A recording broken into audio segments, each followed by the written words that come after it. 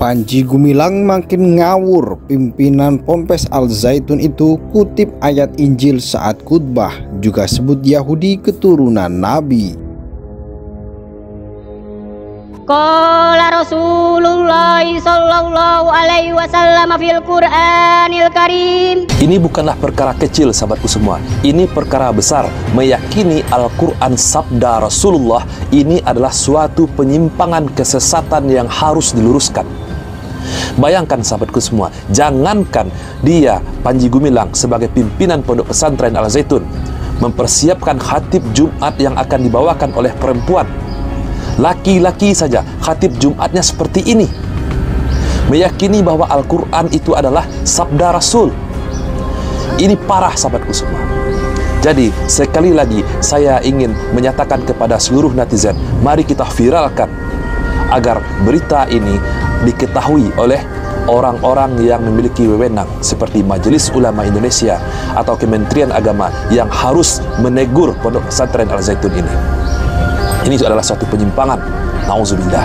Al-Quran itu keluar dari lisannya Nabi Muhammad, tetapi keluar dari lisannya Nabi Muhammad melalui perantara bisikan dari Jibril. Dan Jibril dapat dari mana? Dari Allah Subhanahu wa Ta'ala. Jadi ada pembedaan. Firman Allah, ya qala Allah Ta'ala, bukan qala Rasulullah. Dan di sini teman-teman sekali lagi, ini bukan salah dari santri-santrinya. Santri-santrinya sama sekali tidak salah. Yang salah siapa? Pengurusnya, pengasuhnya, semua orang yang terlibat di dalam manajemen kurikulum Al Zaitun.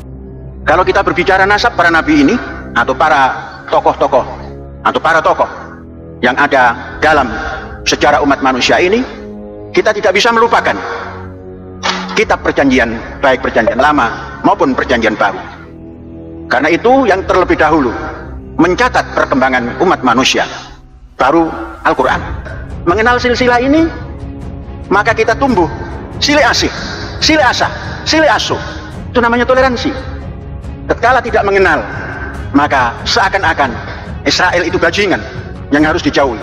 Tidak tahu Israel adalah putra daripada Ishak, putra daripada Ibrahim alaihissalam, yang hari-hari kita membaca doa selawat. Allahumma sholli ala Muhammad wa ala ali Muhammad kama shallaita ala Ibrahim wa ala ali Ibrahim.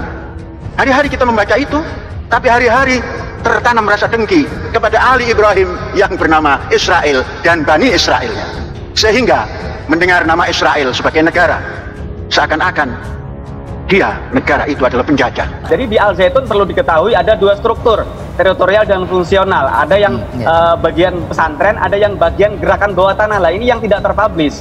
Jadi memang ketika bicara santri, kurikulumnya masih dinas pendidikan, tapi ada hidden kurikulum ini yang tidak pernah dipublish.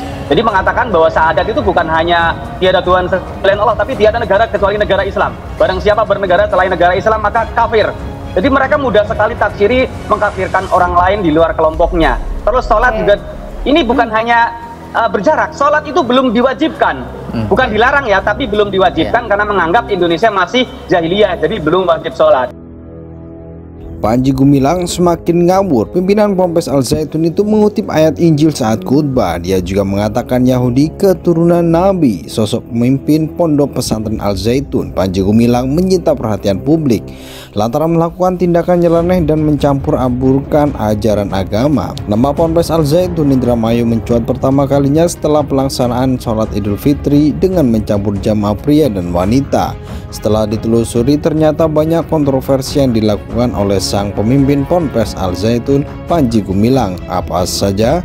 Diketahui Panji Gumilang berencana membangun gereja dan pesantren Kristen di Ponpes Al Zaitun. Seorang rekannya bernama Robin Simanulang membenarkan hal tersebut. Saya bilang kalau di sini ada pesantren Kristen akan kita didik anak dengan baik, dan jika ada santri Kristen maka kita akan buat gereja di sini, kata Robin mengulang ucapan Panji Gumilang dikutip dari kanal YouTube ANN Indonesia. Si pemimpin Ponpes Al Zaitun bersama pendeta akan mendirikan pesantren Kristen. Tak hanya itu, berbagai rumah ibadah agama lainnya di Indonesia juga akan dibangun. Ternyata Panji Gumilang memiliki alasan tersendiri di balik rencana pendirian berbagai rumah ibadah di Ponpes Al Zaitun, yaitu untuk menciptakan kerukunan beragama dengan membuat semua tempat ibadah Tak hanya itu, Panji Gumilang semakin nyeleneh ketika menyampaikan khutbah Idul Fitri 2023. Pasalnya pimpinan Ponpes Al Zaitun itu, Indramayu, bahkan mengutip ayat dari kitab Injil. Kala itu Panji berkhutbah tentang bersejarah yang dikutip dari kitab Perjanjian Lama dan Baru. Awalnya dia menyampaikan nasab Nabi, lalu dia mengutip ayat dari kitab Injil tanpa ragu sedikit pun. Jika bicara nasab Nabi yang ada di sejarah umat manusia, kita tidak bisa melupakan kitab Perjanjian Lama maupun Baru, kata Panji Gumilang.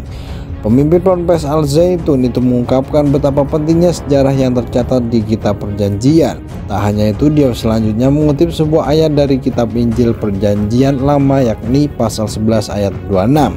Diketahui ayat Injil tersebut menyampaikan bahwa bangsa Arab dan Israel adalah keturunan anak Nabi Nuh, Sam. Panji Gumilang mendukung khutbahnya dengan mengutip kitab Sirah Nabawiyah yang menegaskan bahwa bangsa Israel masih keturunan Nabi. Seperti dilansir dari kanal YouTube ENN Indonesia, netizen yang shock memberikan berbagai komentar. Astagfirullah, kata netizen.